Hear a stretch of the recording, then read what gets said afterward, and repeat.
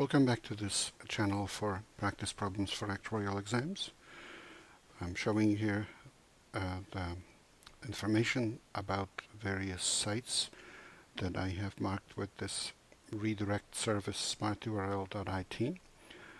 And if you write a word after / then that word suggests the website that you go to. So for example, my advice on how to pass actuarial exams is at smarturl.it /pass. And this YouTube channel is at smarturl.it /pass actuarial exams.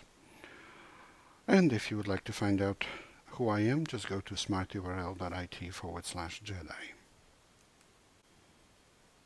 Here's the problem for today.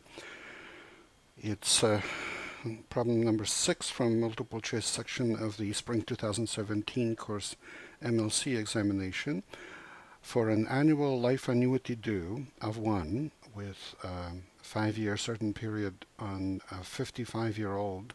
You are given that mortality follows the illustrative life table, interest rate is 6%, and you are asked to calculate the probability that the sum of the undiscounted payments actually made under this annuity will exceed the expected present value at issue of the annuity.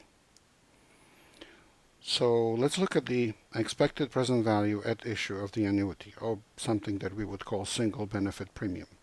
And take a look at what we have here. It says 5-year annuity, certain regular, non-random, not dependent on any life annuity over 5 years. Why? Because this annuity guarantees a period certain of 5 years, and only after that it depends on whether the person is alive. The payments are made at the beginning of the year. Notice that. That's why A double dot. And if the person survives 5 years, then from that point on, the annuity is dependent on whether the person is alive. And the payment again is made at the beginning of the year if the person is alive at that time. And of course the payments start then at age 60, although the person originally is 55. But that 55 is not in the annuity, represented not in the annuity, but in the pure endowment factor, which discounts from the future years, this 5E55. 55 in it refers to the 55-year-old surviving the next 5 years. So conditional on that survival, and this factor 5E55 has in it the discount factor V to the 5th and the probability of survival over 5 years. So the first annuity, its value is just 1 minus V to the 5th over D. And D, in this case, well, it's not given, but the interest rate is 6%, so the corresponding value of the discount rate is 0.06 over 1.06.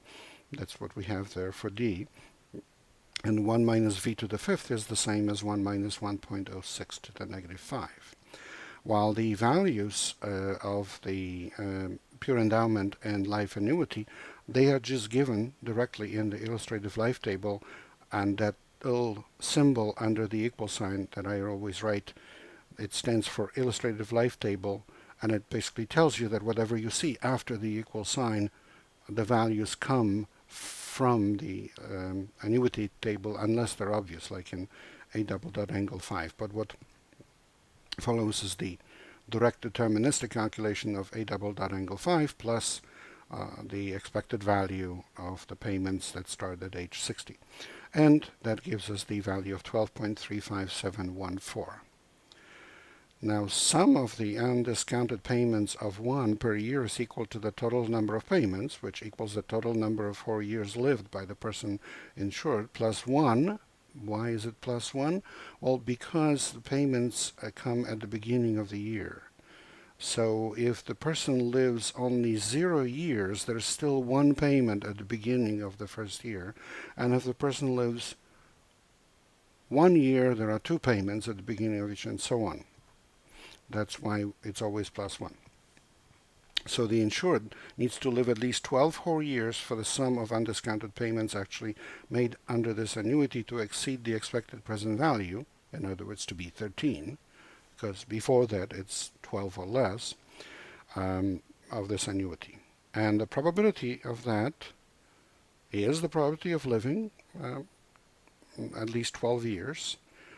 So that's L67 over L55, which we, for a person of 55-year-old, of course, probability of living those 12 years.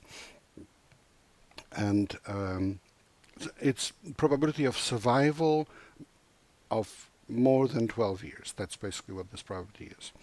And that basically is the probability of the person being alive at age 67 and starting from age 55. So it's the ratio of from the table of the number of people in the cohort at age 67 over the number of people in the cohort at age 55, and it comes out to be about 0.83344, which is answer C.